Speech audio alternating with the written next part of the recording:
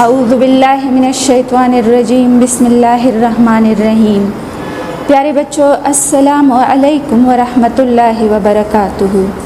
آج ہم سورہ ممتحنہ پڑھیں گے۔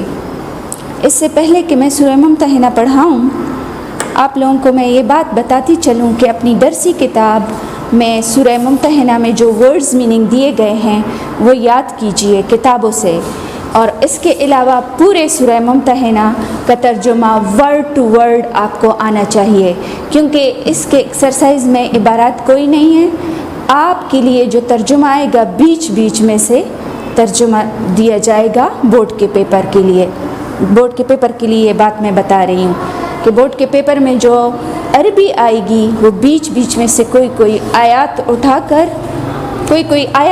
کر آپ کو پیپر میں دیں گے، تو آپ ترجمہ ورڈ ٹو ورڈ یاد کیجئے۔ شکریہ۔ اب آتے ہیں سورہ ممتحنہ کی طرف۔ سورہ ممتحنہ، الممتحنہ، یہ مؤنث کا صیغہ ہے۔ اس کا مطلب ہے امتحان لینے والی۔ الممتحنہ مؤنث کا صیغہ ہے، اس کا مطلب ہے امتحان لینے والی۔ لیکن یہاں پر مہاجرین عورتوں سے سوالات کیے گئے، جانچ پڑتال ان کی گئی، 6 باتوں پر بیعت لی گئی۔ تو وہ عورتیں جو ہجرت کر کے مکہ سے ہجرت کر کے مدینہ آ رہی تھی، تو اللہ تعالیٰ نے آپ صلی اللہ علیہ وسلم کو ہدایات دی کہ ان سے سوالات کرو، ان عورتوں سے جانچ پڑتال کرو ان کی، اور کچھ باتوں پر بیعت لو۔ اللہ تعالیٰ نے فرمایا اذا جاءکم المؤمنات مہاجرات فامتحنوہن، جو تمہارے پاس مومن مہاجر عورتیں آ رہی ہیں، فامتحنوہن، ان کا امتحان لیا کرو۔ تو اس لیے اس کا نام ممتحنہ رکھ دیا گیا۔ اچھا، سورہ ممتحنہ مدنی صورت ہے۔ مدنی صورتیں وہ صورتیں جو ہجرت کے بعد نازل ہوئی۔ ایک دفعہ پھر آپ لوگ اس کا ڈیفینیشن سیکھ لیں کہ مکی صورتیں وہ صورتیں کہلاتی ہے جو ہجرت سے پہلے نازل ہوئی۔ مدنی صورتیں وہ صورتیں کہلاتی ہے جو ہجرت کے بعد نازل ہوئی۔ آپ یہ نہیں کہہ سکتے ہیں کہ مکہ میں جو صورتیں نازل ہوئی اسے مکی صورتیں کہتے ہیں، مدنی صورتیں وہ جو مدینہ میں یہ ٹھیک ہے، لیکن آپ صلی اللہ علیہ وآلہ وسلم ایگزیکٹ مدینہ ہی میں تو نہیں ہوتے تھے۔ تو اس کی صحیح ڈیفینیشن یہ ہے کہ مدنی صورتیں وہ صورتیں جو ہجرت کے بعد نازل ہوئی، مکی صورتیں وہ صورتیں جو ہجرت سے پہلے نازل ہوئی۔ تو سورہ ممتحنہ مدنی صورت ہے، پارہ نمبر 28 میں ہے، 60 نمبر پر یہ صورت ہے۔ اس میں ٹوٹل آیات 13 ہے اور 2 رکوع ہے اس میں۔ تو ممتحنہ امتحان لینے والی، جانچ پڑتال جن کی گئی۔ اچھا، ہجرت کر کے آنے والی مومن عورتوں کا امتحان لیا کرے آپ صلی اللہ علیہ وسلم کو اللہ تعالیٰ نے فرمایا۔ کن باتوں پر امتحان لیا کرے؟ کیا وہ جگہ سے دل برداشتہ ہو کر آئی ہے، شوہر سے لڑ جھگڑ کر آئی ہے، یا واقعی میں اللہ اور اس کے رسول کی محبت میں وطن چھوڑ کر آئی ہے؟ اگر وہ ان 3 باتوں پر پوری اترتی ہے، امتحان لیا کرو، جانچ پڑتال کیا کریں، تو پھر ان کو اپنے پاس رہنے دیں۔ جب آپ ان کو اپنے پاس رہنے دیں گے تو پھر اگر یہاں پہ کوئی مومن مرد ان سے شادی کرنا چاہتا ہے تو پہلے کافر شوہر کو کیا گیا خرچہ واپس کر دے۔ پھر اللہ تعالیٰ نے فرمایا کہ جو عورتیں مومن مردوں کی مکہ میں کافر رہ گئی ہے، یعنی کوئی ایک مرد ہے وہ ہجرت کر کے مدینہ آیا، مسلمان ہوا، اس کی عورت جس سے اس نے شادی کی تھی وہ مکہ میں کافرہ رہ گئی ہے، تو اس طرح اللہ تعالیٰ کی طرف سے ان دونوں کے درمیان آٹومیٹکلی طلاق ہو جاتی ہے۔ تو پھر وہاں اگر وہ عورت کسی کافر مرد سے شادی کرتی ہے تو پھر آپ اپنا کیا گیا خرچہ مانگ لے۔ مہاجرین عورتوں سے شادی کرو تو پھر کافر شوہر کو کیا گیا خرچہ واپس کر دو۔ اگر تمہاری عورت کافر رہ گئی ہے تو پھر اس سے وہاں کوئی کافر شادی کرتا ہے تو آپ مانگ لو۔ ہمیں آرام سے بتایا ہے مانگ لو، اور پھر ہم سے پہلے کہا گیا ہے واپس کر دو خرچہ کافروں کا، کافروں کی کوئی چیز بھی اپنے پاس نہ رہنے دو۔ اس طرح یہ ممتحنہ کا مطلب آپ کو آ گیا ہوگا۔ اب اس کا پس منظر اور شان نزول پڑھتے ہیں کہ اس کا شان نزول کیا ہے اور پس منظر کیا ہے۔ کہتے ہیں کہ صلح حدیبیہ ٹوٹنے کے بعد آپ صلی اللہ علیہ وسلم نے مکہ پر لشکر کشی کا منصوبہ بنا لیا۔ یہ آپ صلی اللہ علیہ وسلم کا سیکریٹ مشن تھا، صرف بڑے بڑے صحابہ کرام کو اس کے بارے میں پتہ تھا۔ آپ صلی اللہ علیہ وسلم نے اپنے صحابہ کرام سے مشورہ کرنا چاہا۔ مشورہ کرنے سے پہلے 2 رکعت نفل نماز پڑھی اور اللہ سے یہ دعا مانگی کہ اے اللہ میرے اس راز کو فاش ہونے مت دینا۔ پھر آپ صلی اللہ علیہ وسلم نے اپنے صحابہ کرام سے مشورہ کیا اور ان صحابہ کرام میں خاطب بن ابو بلتہ بھی شامل تھے۔ انہی دنوں مکہ سے ایک سارہ نامی عورت آئی تھی۔ یہ سارہ نامی عورت جو ہے، یہ دیکھیں خاطب بن ابو بلتہ اس طرح لکھتے ہیں، اور سارہ نامی عورت جو ہے یہ بنی مطلق کی لونڈی تھی اور پھر آزاد ہو گئی، پھر گانا بجانے کا کام کرتی تھی اور یہ ایک بے ضرر کافرہ تھی۔ آپ صلی اللہ علیہ وسلم سے تنگ دستی کی شکایت کی تو آپ صلی اللہ علیہ وسلم نے ان کی حاجت پوری کر لی۔ مدینہ سے جاتے ہوئے خاطب بن ابو بلتہ نے اس کو ایک خط دیا، 10 دینار دیے اور ایک چادر بھی دیا، کہ خط میں یہ لکھا ہوا تھا کہ مکہ کے سرداروں کے لیے کہ میں آپ لوگوں پر ایک احسان کرنا چاہتا ہوں، کیونکہ یہاں میرے بیوی بچے ہیں، اہل خانہ ہے یعنی گھرانہ ہے۔ اگر محمد آپ لوگوں سے لڑائی کرنا چاہے، مکہ کو فتح کرنا چاہے تو میری فیملی کو بخش دو۔ مکہ کے سردار کو لشکر کشی کی اطلاع دینا چاہ رہے تھے۔ چونکہ آپ صلی اللہ علیہ وسلم نے اللہ سے دعا مانگی تھی تو جبرائیل علیہ السلام نے آپ صلی اللہ علیہ وسلم کے اس راز کو فاش ہونے، اللہ تعالیٰ نے راز کو فاش ہونے نہیں دیا۔ حضرت جبرائیل علیہ السلام نے آپ صلی اللہ علیہ وسلم کو راز فاش کرنے سے آگاہ کر دیا۔ آپ صلی اللہ علیہ وسلم نے حضرت علی رضی اللہ، حضرت مقداد اور حضرت زبیر رضی اللہ کو ان کے پیچھے روانہ کیا۔ انہوں نے سارہ نامی عورت کو باغ خاک میں پکڑا۔ پہلے تو وہ نہیں مانی، لیکن جب اس پر زبردستی کی گئی تو اس نے وہ خط اپنے بالوں کی چٹیاں میں چھپایا ہوا تھا۔ پھر آپ صلی اللہ علیہ وسلم نے وہ نکال دیا اور حضرت علی کے حوالے کر دیا۔ پھر آپ صلی اللہ علیہ وسلم نے خاطب کو بلایا کہ تم نے یہ حرکت کیوں کی؟ آپ صلی اللہ علیہ وسلم نے خاطب رضی اللہ تعالیٰ عنہ نے فرمایا، یا رسول اللہ میں مرتد نہیں ہوا، میرے اہل و عیال مکہ میں بے یار و مددگار ہے، چونکہ میں قریشی نہیں ہوں۔ یہ خاطب ابو بلتہ جو تھے مکہ میں ان کی فیملی تھی، لیکن یہ قریشی نہیں تھا، اس لیے یہ ڈر رہے تھے کہ اگر آپ صلی اللہ علیہ وسلم مکہ فتح کرنا چاہتے ہیں تو پھر ایسا نہ ہو کہ وہ میرے گھرانے کو قتل نہ کر دے۔ تو اس وجہ سے انہوں نے مشرکین مکہ کے سرداروں کے نام خط لکھا تھا۔ تو آپ صلی اللہ علیہ وسلم کو خاطب بن ابو بلتہ نے فرمایا کہ میں مرتد نہیں ہوا، میرے اہل و عیال مکہ میں بیار و مددگار ہے، میرا کوئی رشتہ دار بھی وہاں نہیں ہے کہ ان کا خیال رکھے، اس لیے میں نے قریش مکہ کے سردار پر ایک احسان کرنا چاہا تاکہ وہ میرے اہل و عیال کا خیال رکھے۔ مجھے پورا یقین تھا کہ کافروں کا انجام برا ہوگا، اور کافروں کو خط میں یہ بھی لکھا تھا کہ آپ لوگ کبھی بھی محمد کے ساتھ مقابلہ نہیں کر سکتے، کیونکہ اللہ تعالیٰ ان کا ساتھی ہے، اور تم لوگ کبھی بھی اللہ کے غضب سے نہیں بچ سکتے، ساتھ میں یہ بھی لکھا ہوا تھا۔ پھر انہوں نے کہا، یا رسول اللہ میں مرتد نہیں ہوا، میں نے جنگ بدر میں بھی آپ کا ساتھ دیا ہے، 5 وقت کی نماز بھی آپ کے ساتھ پڑھتا ہوں، اور مجھ میں کوئی ایسی برائی بھی نہیں ہے کہ میں آپ کو کہہ دوں کہ اس وجہ سے میں نے ہاتھ لے، صرف اپنے اہل و عیال کو بچانا چاہتا تھا، صلہ رحمی کرنا چاہتا تھا۔ پھر آپ صلی اللہ علیہ وسلم کے ساتھ حضرت عمر بھی موجود تھے۔ انہوں نے کہا، یا رسول اللہ اجازت دے دے کہ تاکہ میں ان کا سر قلم کر دوں۔ آپ صلی اللہ علیہ وسلم نے فرمایا، عمر کیا تمہیں معلوم نہیں کہ یہ بدری ہے، اور بدریوں کے اگلے پچھلے سارے گناہوں کو اللہ تعالیٰ نے معاف کر دیا ہے، اور پھر آپ صلی اللہ علیہ وسلم نے ان کو بدری ہونے کی وجہ سے بھی معاف کر دیا۔ تو یہ تھا اس کا پس منظر۔ اب سوال نمبر 1 کی طرف بڑھتے ہیں۔ سوال نمبر 1 پیج نمبر 83 پر پہلا سوال ہے، قرآن حکیم کی ان آیات کی روشنی میں اہل ایمان کا اسلام دشمن کافروں کے ساتھ کیا رویہ ہونا چاہیے؟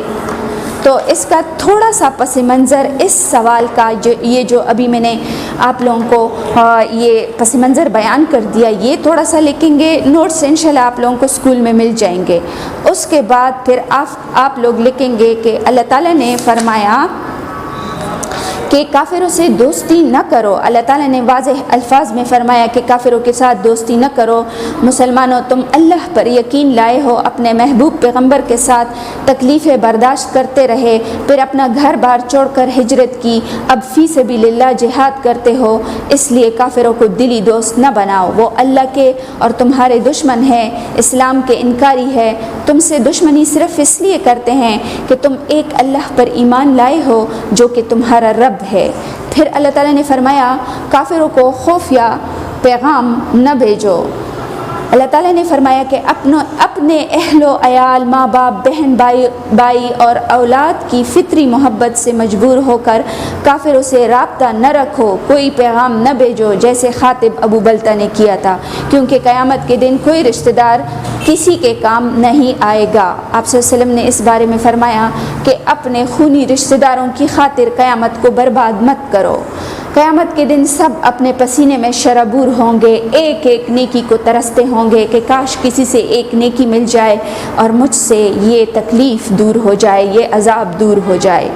پھر اللہ تعالیٰ نے فرمایا کافروں کو دشمن ہی سمجھو، کافروں نے اللہ کے ساتھ شریک بنائے ہیں، وہ تمہارے دین اسلام کے سخت دشمن ہے، پس تم بھی ان کو دشمن ہی سمجھو، کافروں کے ساتھ وہی رویہ اختیار کرو جو ایک دشمن کا دوسرے دشمن کے ساتھ ہوتا ہے، ان کے ساتھ رشتہ داری یا قبائلی تعلق ہرگز نہ رکھو، خواہ یہ کافر تمہارا باپ، بیٹا، بہن بھائی ہی کیوں نہ ہو، کیونکہ جب ایک بہن بھائی یا شوہر اور بیوی میں سے کوئی ایک جو ہے خونی رشتہ دار میں سے مسلمان ہو جائے، ایک کافر ہو، تو دونوں کے درمیان اللہ تعالیٰ کی طرف سے رشتہ ٹوٹ جاتا ہے۔ اس لیے اللہ تعالیٰ نے فرمایا۔ میں حضرت عمر رضی اللہ تعالیٰ عنہ کی مثال یہاں پیش کروں گی کہ جب بدر کے قیدی آپ صلی اللہ علیہ وسلم کے بدر کے کافر قیدی آپ صلی اللہ علیہ وسلم کے ہاتھ میں آئے تو آپ صلی اللہ علیہ وسلم نے صحابہ سے مشورہ کیا، حضرت عمر نے مشورہ دیا کہ یا رسول اللہ ہمیں ان کو قتل کر کے ان کا خون زمین پر بہا دینا چاہیے، سب سے پہلے تلوار اٹھا کر اپنے کافر رشتہ داروں کو قتل کرتا ہوں، میرے بعد سب آئیں اپنے اپنے کافر رشتہ داروں کو قتل کریں تاکہ اللہ کو ہم دکھا سکیں کہ ہم کافروں کے دوست نہیں، بھائی نہیں، رشتہ دار نہیں۔ پھر اللہ تعالیٰ پھر ہمیں چاہیے کہ ہمیں کافروں کے ساتھ کیسا رویہ اختیار کرنا چاہیے۔ کافروں کے ساتھ کسی قسم کی کوئی دوستی نہیں کرنی چاہیے، ان کے ساتھ ہر قسم کے تعلق کو ختم کرنا چاہیے، صلہ رحمی نہیں کرنی چاہیے، ان کے ساتھ کسی قسم کا کوئی معاہدہ بھی نہیں کرنا چاہیے، ان کو اپنی کمزوری نہیں دکھانی چاہیے، کسی معاہدے میں ان کی مدد نہیں کرنی چاہیے، ساتھ نہیں دینا چاہیے، معاہدے کرنے بھی نہیں چاہیے، اپنے ملک اور فوج کے کوئی راز بھی نہیں بتانے چاہیے۔ سوال نمبر 2 کی طرف بڑھتے ہیں۔ سوال نمبر 2 ہے، اس سبق میں دشمنان اسلام کی کن کن باتوں کے سبب دوست اور رازدار بنانے سے منع کیا ہے؟ اللہ تعالیٰ فرماتا ہے کہ مومنو، اگر تم میری راہ میں لڑنے اور میری خوشنودی طلب کرنے کے لیے نکلے ہو تو میرے اور اپنے دشمنوں کو دوست مت بناؤ، تم ان کو دوستی کے پیغام بھیجتے ہو اور وہ حال یہ ہے کہ وہ دین حق سے جو تمہارے پاس آ چکا ہے منکر ہے، صرف اس لیے کہ تم اللہ پر ایمان لائے ہو جو کہ تمہارا رب ہے، آپ سلم کو اور تمہیں جلا وطن کرتے ہیں، تم ان کی طرف چھپ کے دوستی کے پیغام بھیجتے ہو۔ یاد رکھو جو کچھ تم چھپاتے ہو یا ظاہر کرتے ہو میں ان سب چیزوں سے باخبر ہوں، اور تم میں سے جو کوئی ایسا کرے گا وہ گویا سیدھے راستے سے بھٹک گیا۔ کن کن باتوں کی وجہ سے تم ان کے ساتھ دوستی مت کرو۔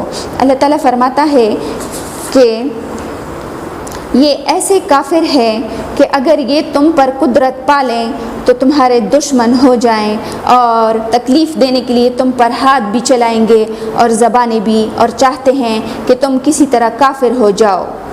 تو وہ کن کن باتوں کے سبب ان کے ساتھ دوستی مت کرو؟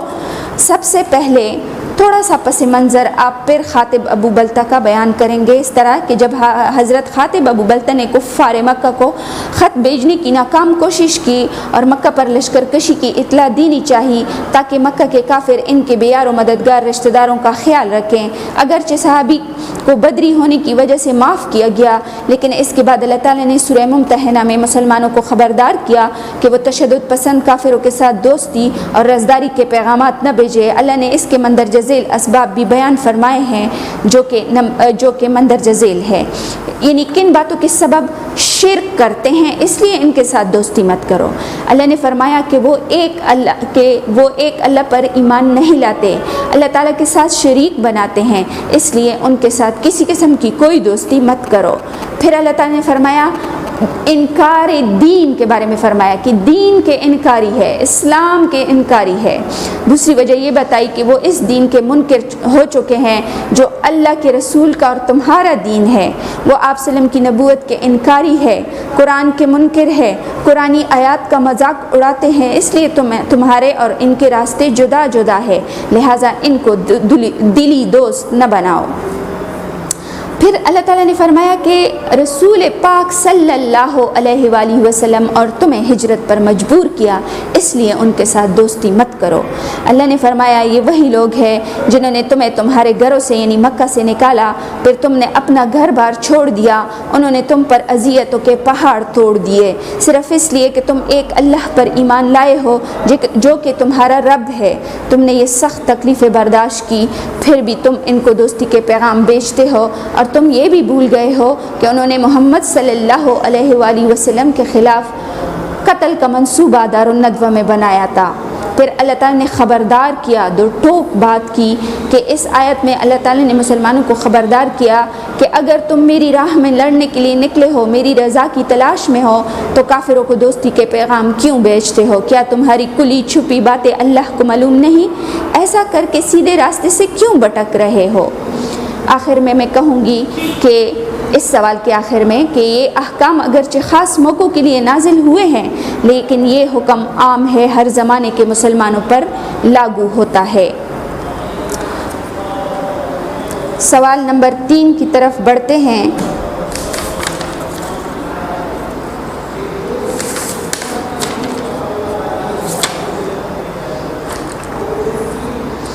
کہ جب کافر مسلمانوں پر غلبہ پا لیتے ہیں تو ان کا اہل ایمان کے ساتھ کیا سلوک ہوتا ہے؟ اگر اللہ تعالیٰ فرماتا ہے اگر یہ کافر تم پر قدرت پا لے تو تمہارے دشمن ہو جائیں اور تکلیف دینے کے لیے تم پر ہاتھ بھی چلائیں گے اور زبانیں بھی، اور چاہتے ہیں کہ کاش کسی طرح تم کافر ہو جاؤ۔ اس کا بھی چھوٹا سا پس منظر خاطب ابو بلتہ کا بیان کریں گے کہ جب خاطب ابو بلتہ نے خط بھیجنے کی ناکام کوشش کی کہ مسلمانوں تم اس امید پر دوستی نہ کرو اور نہ کافروں کو خفیہ پیغام بھیجو کہ کبھی اگر کافر غالب آ گئے تو اس دوستی کی وجہ سے تم سے رعایت کریں گے، بلکہ اگر وہ تم پر غالب آ گئے وہ تمہارے ساتھ کیا سلوک کریں گے، اس کی صورتیں مندرجہ ذیل ہے۔ نمبر 1، عداوت کا مظاہرہ۔ کافر ایسے لوگ ہیں کہ ان کے ہاتھ تمہاری طرف برائی کے ساتھ بڑھیں گے، وہ تمہارے ساتھ سخت دشمنی کا مظاہرہ کریں گے، تمہارا بے دریغ قتل کریں گے، بے پردہ کریں گے اور گندی زبانوں سے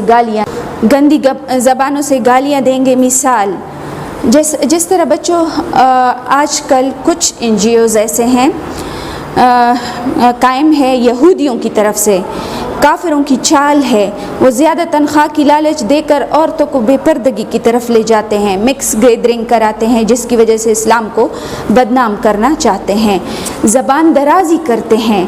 اللہ تعالیٰ فرماتا ہے کہ اگر یہ لوگ تم پر قابو پا لیں تو یہ لوگ تمہیں اپنی زبانوں کی تیزی سے غلیظ گالیاں دیں گے اور تم پر تہمت لگا کر ریزہ ریزہ کریں گے۔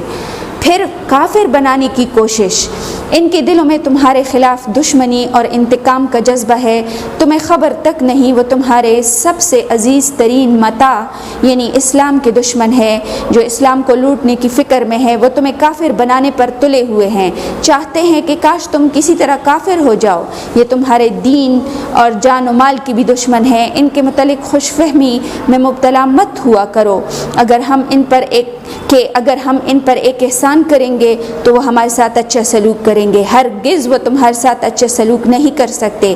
کیا تمہیں اللہ پر بھروسہ نہیں؟ یاد کرو جب تم پر کوئی بھی مصیبت آئی ہے تو اللہ تعالیٰ نے تمہارا ساتھ دیا ہے، کافروں نے نہیں دیا ہے۔ مثلا تم مکہ میں تھوڑے سے تھے اور کمزور تھے، تمہیں ایسے لگ رہا تھا کہ پرندے کی طرح اچک کر اڑا کر یہ لوگ تمہیں لے جائیں گے، تو اس وقت بھی تو اللہ تعالیٰ نے تمہاری مدد کی۔ تو اللہ تعالیٰ نے قرآن میں بھی اس بات کو جگہ جگہ پر دہرایا ہے، سورہ انفال میں دہرایا ہے کہ تم زمین میں کمزور تھے، تھوڑے سے تھے، تو تب بھی اللہ تعالیٰ نے تمہاری مدد کی ہے۔ اگر ہم آج کے دور کو دیکھیں گے کہ کافروں کا غلبہ ہو گیا ہے تو ہمارے ساتھ یعنی مسلمانوں کے ساتھ وہ کیا سلوک کرتے ہیں۔ کافر آج دنیا پر غالب آ چکے ہیں تو مسلمانوں پر بے انتہا ظلم کر رہے ہیں۔ اس کی نشاندہی اللہ تعالیٰ سورہ ممتحنہ میں کر چکا ہے۔ فرمایا کہ اگر یہ کافر کبھی بھی تم پر غالب آ گئے تو تم پر ظلم کے ساتھ ہاتھ اٹھائیں گے، جیسا کہ نمبر 1 آپ خود دیکھ لیجئے برما کے مسلمانوں کے ساتھ جانوروں سے بھی بدتر سلوک کافروں کے ہاتھوں ہو رہا ہے۔ ان کو ہجرت پر مجبور کیا جا رہا ہے صرف اس لیے کہ وہ مسلمان ہیں اور ایک اللہ پر ایمان لاتے ہیں، ایک اللہ پر ایمان رکھتے ہیں۔ ان کو ایک جگہ پر جمع کیا جاتا ہے، تیل چھڑک کر آگ لگا دی جاتی ہے۔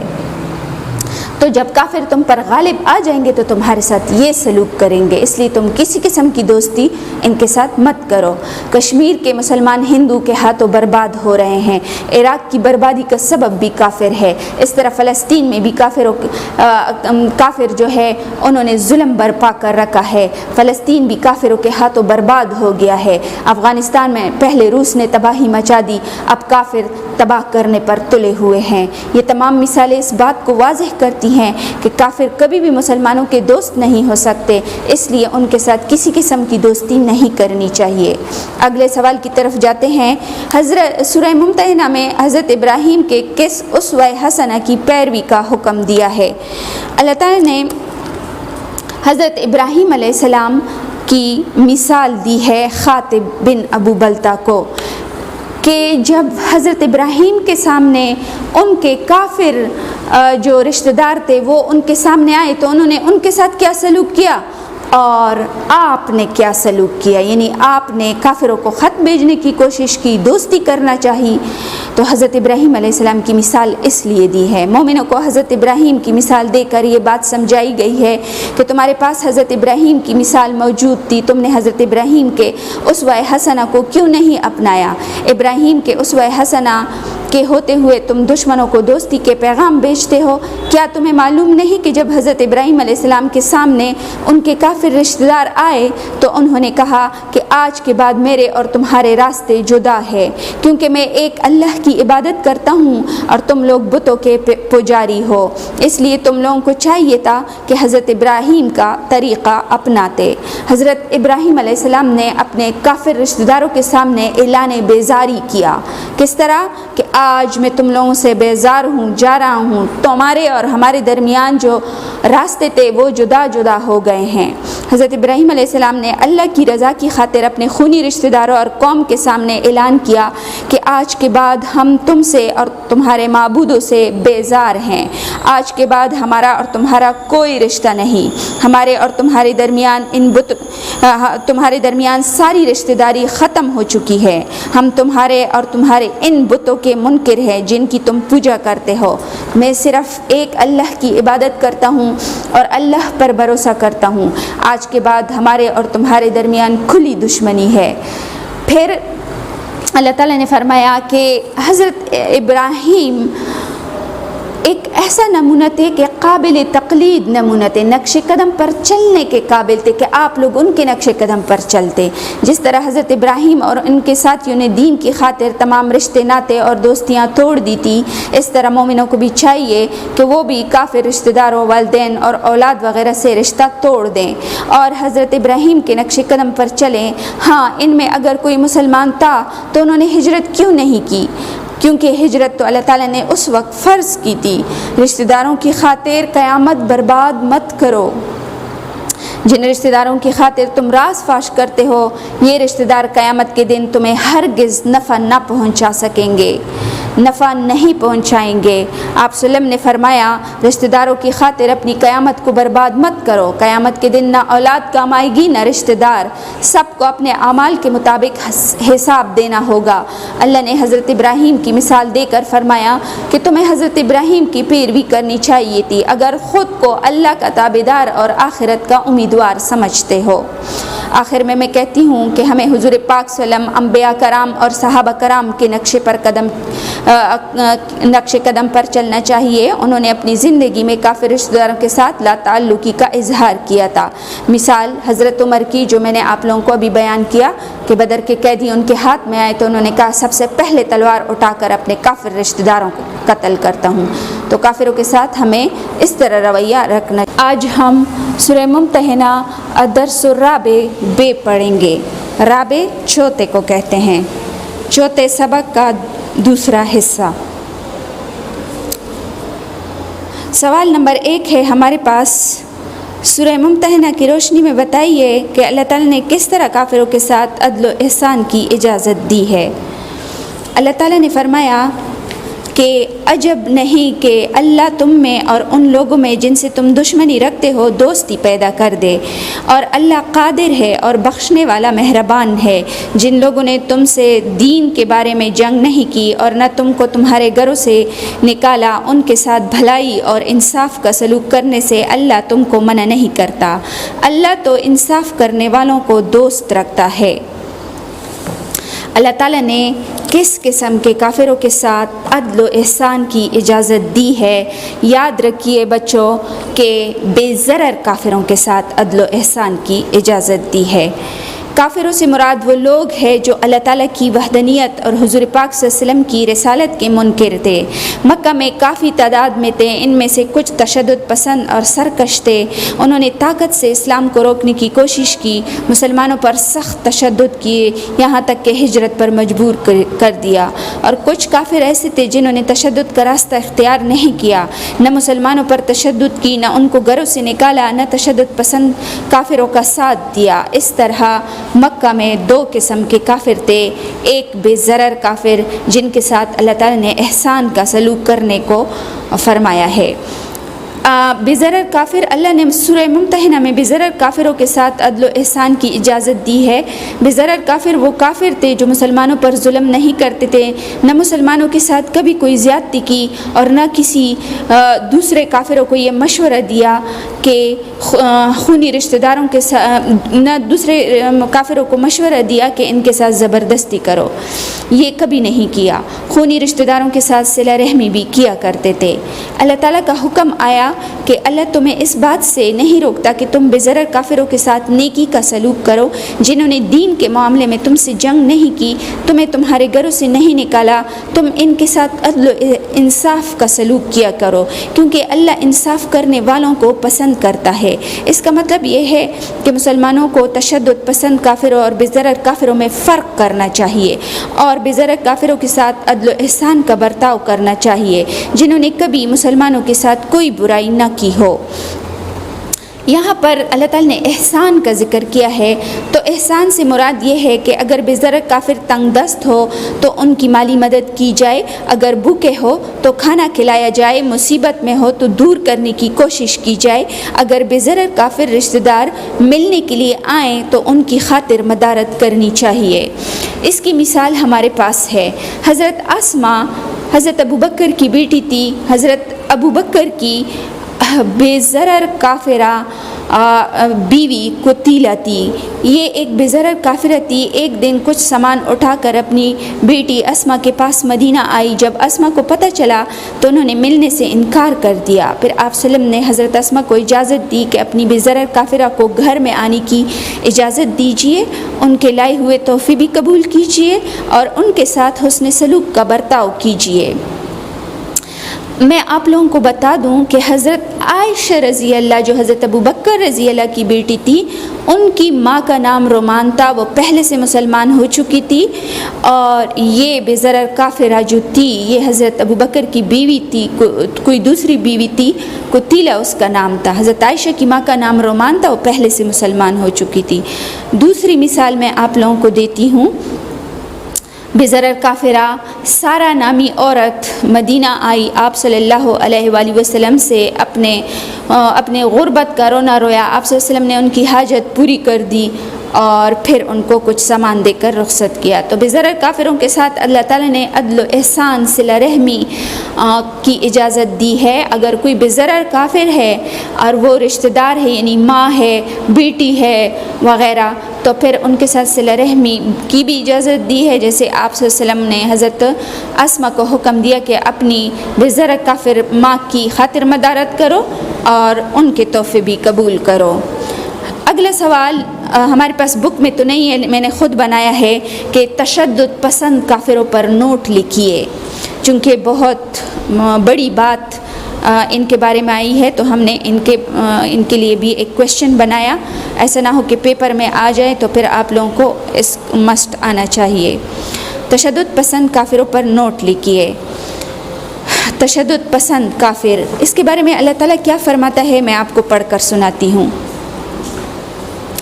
اللہ تعالیٰ انہی لوگوں کے ساتھ تم کو دوستی کرنے سے منع کرتا ہے جنہوں نے تم سے دین کے بارے میں لڑائی کی اور تم کو تمہارے گھروں سے نکالا، تمہارے نکالنے میں اوروں کی مدد کی، تو جو لوگ ایسوں سے دوستی کریں گے وہی ظالم ہوں گے۔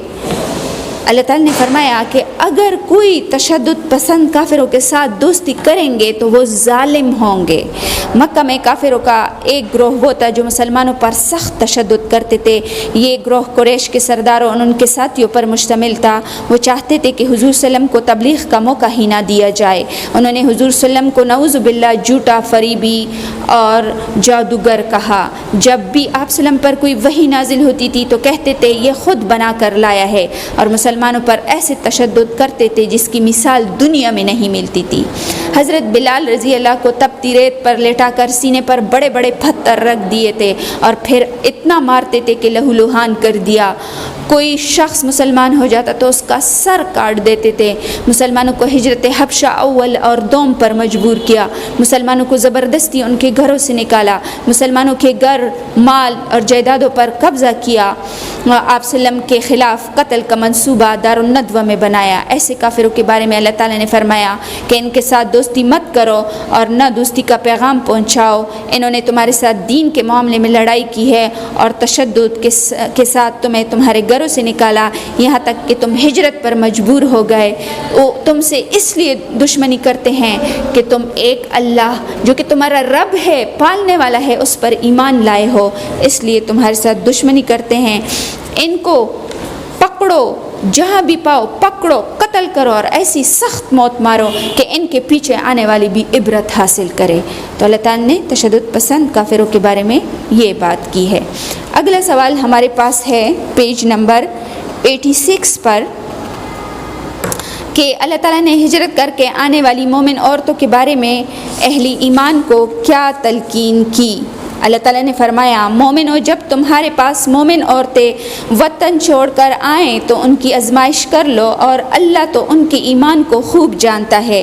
سو اگر تم کو معلوم ہو جائے کہ مومن ہے تو ان کو کفار کے پاس واپس مت بھیجو کہ نہ یہ ان کے لیے حلال ہے اور نہ وہ ان کو جائز ہے، اور جو کچھ انہوں نے ان پر خرچ کیا ہو وہ ان کو دے دو، اور تم پر کچھ گناہ نہیں کہ ان عورتوں کو مہر دے کر ان سے نکاح کر لو، اور کافر عورتوں کی ناموس کو قبضے میں نہ رکھو، یعنی کفار کو واپس دے دو، اور جو کچھ تم نے ان پر خرچ کیا ہو تم اس سے طلب کرو، اور جو کچھ انہوں نے اپنی عورتوں پر خرچ کیا ہو وہ تم سے طلب کرے۔ یہ اللہ کا حکم ہے، اور جو تم میں فیصلہ کیے دیتا ہے، یہ اللہ کا حکم ہے اور وہ تمہارے درمیان فیصلہ کرتا ہے۔ اس کا چھوٹا سا پس منظر یہ ہے کہ یہ وہ مومن عورتیں تھیں جو مکہ سے ہجرت کر کے مدینہ آئی۔ یہ عورتیں شروع ہی سے ایمان لائی تھی مگر مجبوری کی وجہ سے ہجرت نہ کر سکی۔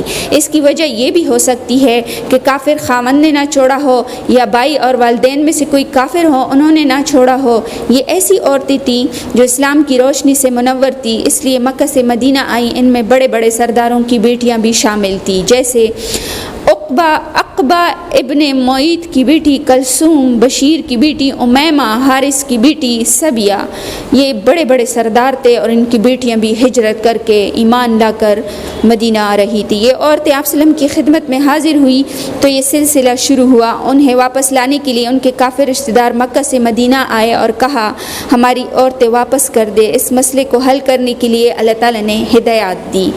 اللہ تعالیٰ نے فرمایا اے ایمان والو، جب تمہارے پاس مومن عورتیں وطن چھوڑ کر آئیں تو ان کا امتحان دیا کرو، اللہ ان کے ایمان کو خوب جانتا ہے۔ اگر تم کو معلوم ہو جائے کہ وہ مومن ہے تو ان کو کافروں کے پاس واپس مت بھیجو، کیونکہ یہ عورتیں کافروں کے لیے حلال نہیں، اور جو کچھ کافروں نے ان پر خرچ کیا ہے ان کو واپس کر دو۔ اب تم پر کوئی گناہ نہیں کہ ان عورتوں کو مہر دے کر ان سے نکاح کر لو۔ اچھا، اللہ تعالیٰ نے ان آیات میں جانچ پڑتال، سوالات کرنے کو کہا ہے، آپ صلی اللہ علیہ وسلم کو ہدایت دی ہے۔ جب مومن عورتیں ہجرت کر کے آپ صلی اللہ علیہ وسلم کے پاس آئیں تو ان سے 3 قسم کے سوالات کیے جائیں۔ نمبر 1، کیا وہ پرانی جگہ سے یعنی مکہ سے دل برداشتہ ہو کر تو نہیں آئی؟ کیا وہ اپنے شوہر سے لڑ جھگڑ کر تو نہیں آئی؟ کیا واقعی میں اللہ اور اس کے رسول کی محبت میں آئی ہے؟ جب یہ 3 سوالات کیے جاتے تھے تو اس کے بعد معلوم ہو جاتا تھا کہ یہ مومن عورتیں ہیں تو ان کو واپس نہیں کیا جاتا تھا۔ اس قسم کی مومن عورتیں اپنے کافر شوہر پر ہمیشہ کے لیے حرام ہو جاتی تھی۔ ان کے شوہروں کو خرچ کیا ہوا مال واپس کیا جاتا تھا۔ اس حکم کے مقابل یہ بھی حکم نازل ہوا کہ جس مسلمان مرد کی عورت کافرہ رہ گئی ہے مکہ میں، وہ اس کو چھوڑ دے، پھر جو کافر اس سے شادی کرے گا تو مسلمان مرد اس سے اپنا خرچہ مانگ لے۔ اگلا سوال ہے ہمارے پاس کہ نبی کریم صلی اللہ علیہ وسلم کو کن مومن عورتوں سے کن باتوں پر بیعت لینے کو کہا گیا؟ چھوٹا سا پس منظر، فتح مکہ کے بعد جوک در جوک لوگ مسلمان ہو رہے تھے۔ مکہ کی عورتیں بھی بڑی تعداد میں مسلمان ہوئی اور مکہ سے مدینہ ہجرت کی اور آپ صلی اللہ علیہ وسلم کے پاس بیعت کے لیے حاضر ہوئی۔ آپ صلی اللہ علیہ وسلم عورتوں سے بیعت لیتے تھے۔ سب سے پہلے میں آپ لوگوں کو بیعت کا طریقہ بتاؤں گی کہ آپ صلی اللہ علیہ وسلم کس قسم کا بیعت لیتے تھے اور آپ صلی اللہ علیہ وسلم کا طریقہ کیا تھا۔ آپ صلی اللہ علیہ وسلم نے بیعت لینے کے لیے مختلف طریقے استعمال کیے۔ ہم نے کبھی کسی عورت سے مصافحہ نہیں کیا اور نہ کبھی زبانی وعدہ لیا، بلکہ آپ صلی اللہ علیہ وسلم کا طریقہ یہ تھا کہ اپنے ہاتھ مبارک پر صاف کپڑا یا رومال رکھ کر عورتوں سے بیعت لیتے تھے۔ کبھی پانی سے بھرے ہوئے مٹکے میں ایک سائیڈ پہ اپنا ہاتھ ڈالتے اور ایک سائیڈ پہ عورت کا ہاتھ ڈال کر بیعت لیتے تھے۔ اسی طرح آپ صلی اللہ علیہ وسلم نے ان سے 6 باتوں پر بیعت لیا۔ جب آپ صلی اللہ علیہ وسلم نے کچھ عورتوں سے بیعت لیا تو پھر حضرت عمر رضی اللہ تعالیٰ عنہ کو اس کام پر مامور کیا، یہ کام ان کو سونپ دیا گیا کہ اب آپ بیعت لیں۔ حضرت عمر رضی اللہ تعالیٰ عنہ نے بھی آپ صلی اللہ علیہ وسلم کا طریقہ اختیار کیا، کبھی ہاتھ مبارک پر صاف کپڑا یا رومال رکھ کر عورتوں سے بیعت لیتے تھے، کبھی پانی کا چھوٹا سا مٹکا منگاتے تھے، ایک سائیڈ پہ عورت کا بیعت والا ہاتھ ڈالتے تھے اور ایک سائیڈ پہ اپنا ہاتھ ڈالتے تھے، تو عورتوں سے 6 باتوں پر بیعت لیتے تھے۔ آپ صلی اللہ علیہ وسلم جو 6 باتوں پر بیعت لیتے تھے وہ یہ تھی کہ وہ شرک نہیں کرے گی، وہ چوری نہیں کرے گی، وہ بدکاری یا زنا نہیں کرے گی، وہ اپنے اولاد کو قتل نہیں کرے گی، نہ اپنے ہاتھ پاؤں میں کوئی بہتان باندھ کر لائے گی، نیک کاموں میں آپ صلی اللہ علیہ وسلم کی نافرمانی نہیں کرے گی۔ یہ 6 باتیں تھیں۔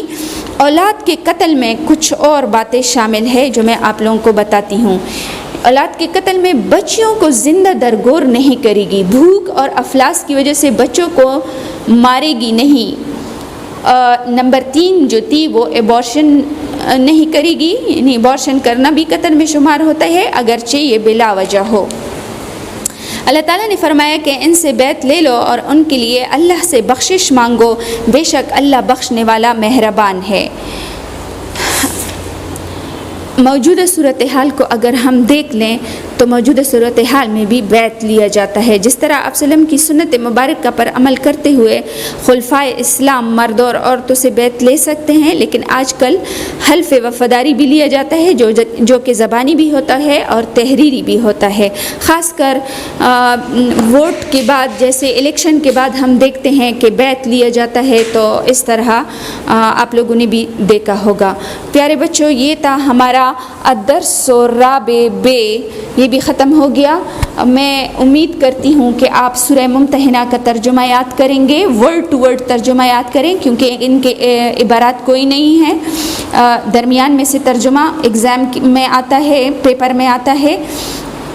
تو آئیے سب مل کر درود شریف پڑھتے ہیں۔ بسم اللہ الرحمن الرحیم، اللہم صلی علی محمد وعلی آل محمد کما صلیت علی ابراہیم وعلی آل ابراہیم انک حمید مجید، اللہم بارک علی محمد وعلی آل محمد کما بارکت علی ابراہیم وعلی آل ابراہیم انک حمید مجید، اللہم صلی علی محمد وعلی آل محمد کما صلیت علی ابراہیم وعلی آل ابراہیم انک حمید مجید، اللہم بارک علی محمد وعلی آل محمد کما بارکت علی ابراہیم وعلی آل ابراہیم انک حمید مجید۔